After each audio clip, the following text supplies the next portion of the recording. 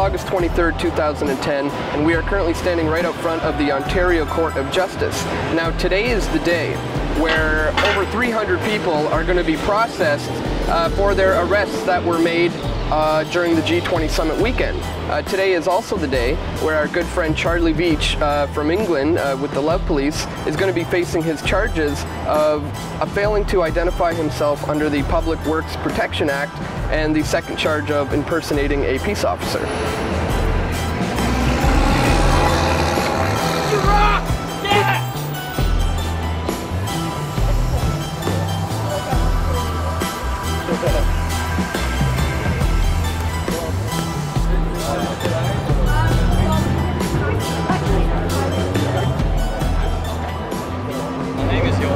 And I've been arrested at G20 in the campus, and I'm here today for going to tell me when I have to go back in Toronto to have my court, and I don't know what my accusations are, and I'd like to know what's going on right now. And we were arrested in the campus, and the charge were conspiracy to commit, and we didn't know what conspiracy to commit.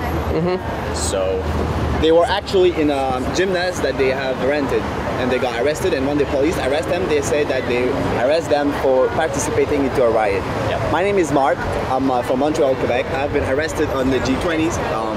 The charge against me are weapons. My weapons are a pair of tweezers, a waistcoat this big, 2 pairs of scissors, and a metal whistle. This was wrong. This was a threat to our rights. It was our democratic right to come here and demonstrate. They break those rights to us, and that's it. Now we face justice for stuff that we are not guilty of. They were the violent people, we were the peaceful people, and our rights were broken. We met up with a group called Toronto Truth Seekers here, and we started coming up to Toronto to get the truth out about the stuff that's going on. And I guess we were here for the G20, and we saw a lot of stuff. A friend of mine was beaten in his wheelchair. Another friend of mine had his head smashed against the wall in front of us. They hit me with their batons 3 times in my chest, and they beat the chair relentlessly, continually beating the chair, telling me to turn around, like get the F out of here. And I was trying to turn around, and they almost pushed me out of my chair as I was turning around, continually beating the chair. And when I finally was able to turn around and actually start to wheel away, they still continued to hit the chair, and they didn't stop until I was actually within at least 100 feet of them, and I've never honestly experienced anything like that. We have to ask why the police who are caught on video beating and gassing people aren't the ones who are on the Toronto Most Wanted list, and why the leaders of the G20 aren't being charged with conspiracy to systematically strip resources from the poor. Being in the streets is not something that's illegal, and it's not something that's unethical. It's actually something that many people all over the world think is necessary. And unlike the systematic violence and abuses by the police, and indeed what is taking place inside the closely guarded doors of the G20. These arrests are nothing more than the criminalization not only of dissent, but also of community organizers. The police came in and broke into my home at 4 in the morning. It was the Gangs and Guns unit with, guns drawn and plainclothes officers with just their bulletproof vests and a bunch of guns pointed at our heads. The conspiracy I'm charged in is alleged to be responsible for everything that happened on the streets on Saturday, which is, it's kind of preposterous to allege some kind of anarchist hierarchy. All this criminalization and the crackdown on dissent and the attacks on social movements is nothing new. The anarchists were coming down the street for a really long ways. I was in the back corner of the park. The police were right up front where this was happening, and I was at the back corner, and even from where I was, I could see them coming all the way down the street for like a good Toronto city block. So they had a lot of time to stop them on their way to where the peaceful protesters were. So they purposely let the anarchists reach the peaceful protesters. And just so happened too, at that intersection there was a black unmarked minivan that had some police material laying out in it. So that van, I don't know if it was agent provocateurs or someone happened to notice that there was some police material in there, and that van got smashed up right at a prime spot for a photo op, because it was in the middle of the intersection, it was unmarked, and it was right there at the peaceful protest zone.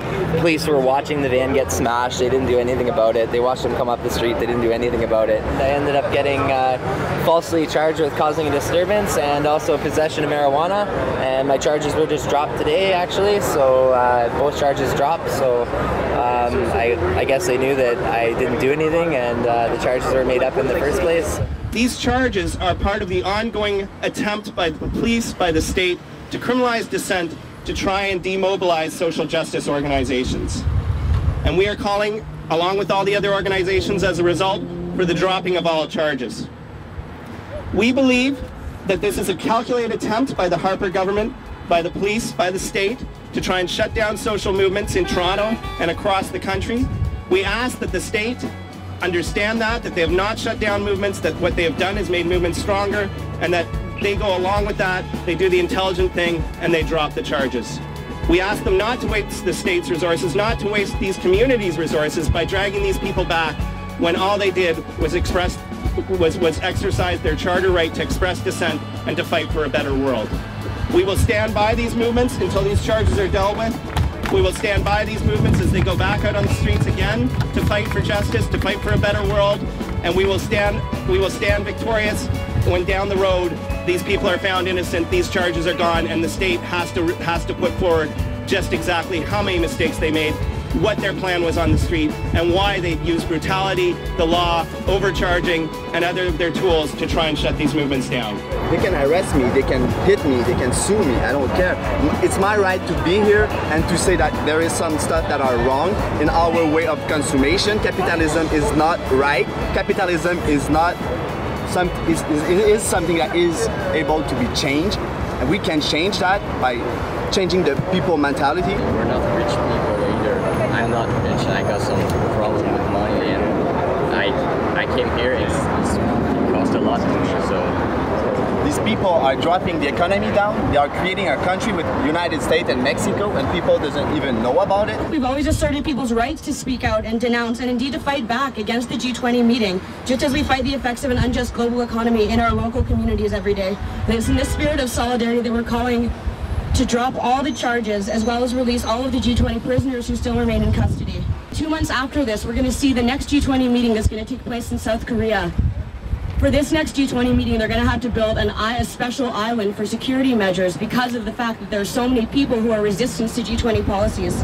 When we are dealing with these types of cases as the prosecution, we review them, and it has to be understood that the reasonable prospect of conviction assessment and the determination of whether it's in the public interest to proceed with the case is entirely independent and different than the reasonable and probable grounds that the police have to lay it in the first place. We look at and we consult with the complainants in cases. We don't have that in the traditional sense here, so we did consult with the police. We had some input from them. We've looked at the specific antecedents of the specific accused, and each assessment is made on the basis of one individual and that individual only in each case. There are some matters that we have dealt with either through outright withdrawal of the charges. In some cases, either some type of a diversion from the court process was done, and in some other cases we asked for a peace bond, and those are being done, and those are limited cases where a person makes an undertaking to keep the peace for a period of a year. It does not require any statement or admission of guilt, but it is a sort of an undertaking for a year's time to keep the peace and be in good behavior. So those are some of the options that existed. Other than that, with the remaining matters, those that offers have not been made, they've been remanded to various dates. The main ones are October 13th and 14th, and at that point we are hopefully in a position to have pre-trials with the counsel for the defense, and then set a trial date and proceed at that point. Donations tend to be the simplest one because you can do that here, proceed with it now, give the money, and then the individual the charge is withdrawn, and they are out of the court process. But if you ask responsibility? No, there is no admission of responsibility with this. It's simply a donation is done, and the person walks away from court without a necessity of an admission of any responsibility of donation. How many officers have been charged with assault? Okay. How many officers have been charged with assault? All right, so you had a question? How many officers have been charged with assault? What about the police investigating themselves? Are you prosecuting a single cop? No, at a public inquiry. About the 100 people who were Is there a single cop being prosecuted? one cop, one police officer? Why are people having to come back in October who are innocent and being charged with conspiracy for sleeping in the same gym together? Not a single officer has been arrested or detained. Not even the one who shot me.